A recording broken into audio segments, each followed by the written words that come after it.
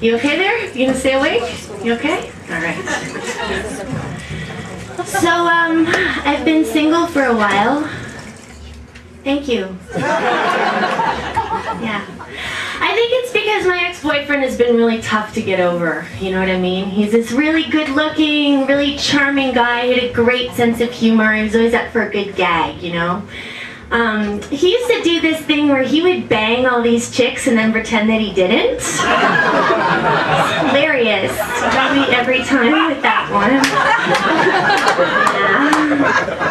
Yeah. But being single hasn't been all bad, you know? I feel like I've learned a lot of lessons that I might not have learned otherwise, you know?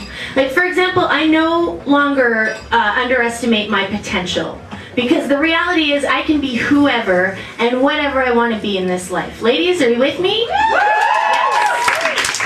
like after about 6 drinks, I can totally be a lesbian, for example.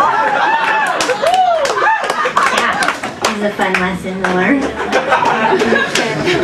I'm not afraid to go places alone anymore, like without a date, like weddings or whatever, you know.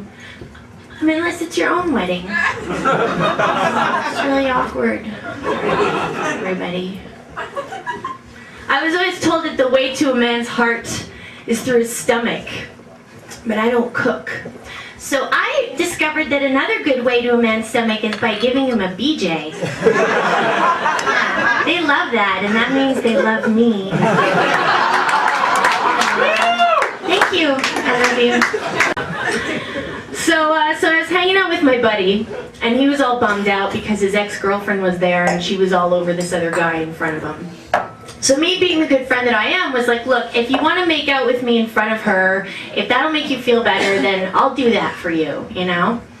And I think it was later that night at my place when I was tit-fucking him. And I was like, yeah, I don't think she can see us anymore.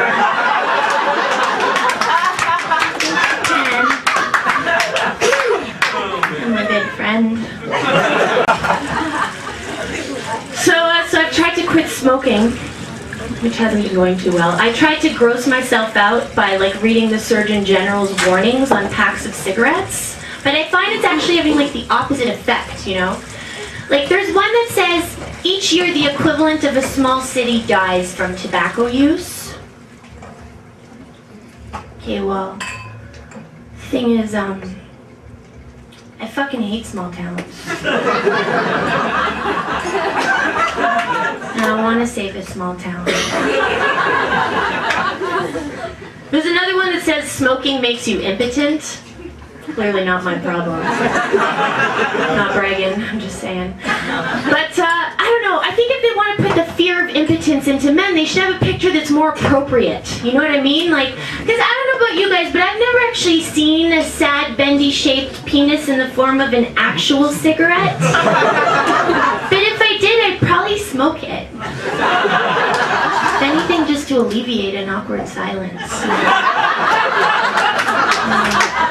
I think it'd be better if they had like a picture of like a lady who was like on the bed like all mad and like frustrated like and like putting her clothes back on and like the smoking limp dicks in the back and like a bubble coming out like, I'm sorry, I don't know what happened, this never happened before, just give me 2 minutes, and he's like spitting in his hand or whatever.